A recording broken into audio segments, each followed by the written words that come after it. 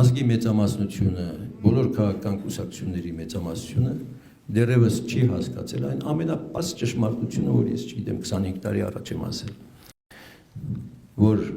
Ղարաբաղի հարցում Հայաստանը դաշնակից չունի։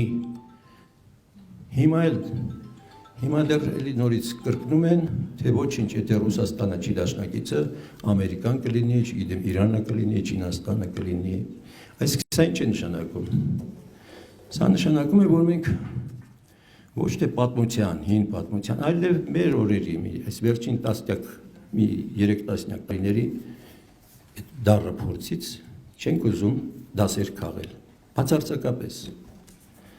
Բացարձակապես։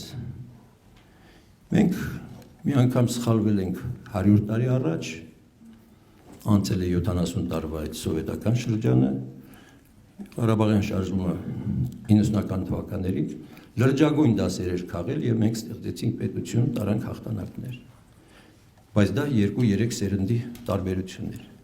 Հիմա ամենացավալին այն է, որ կարող է մեկ սերնդի,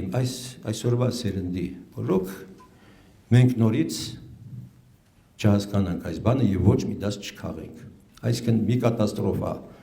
մենք արդեն ապրել ենք, ես չեմ բացառում, եթե այսպես շարունակեն, եթե սա է ալնելով մեր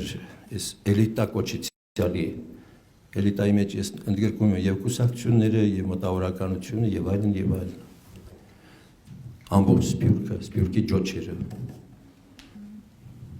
մենք մի սերնդի ընթացքում եթե կրկնենք նույն սխալը ընկնենք նույն անդունդը արդեն կդառնանք աշխարհի համար ամենախղճահարության արժանի պետությունը կամ ազգը ամենաարհամարված կընկնենք Սոմալիի օրը, Եմենի օրը,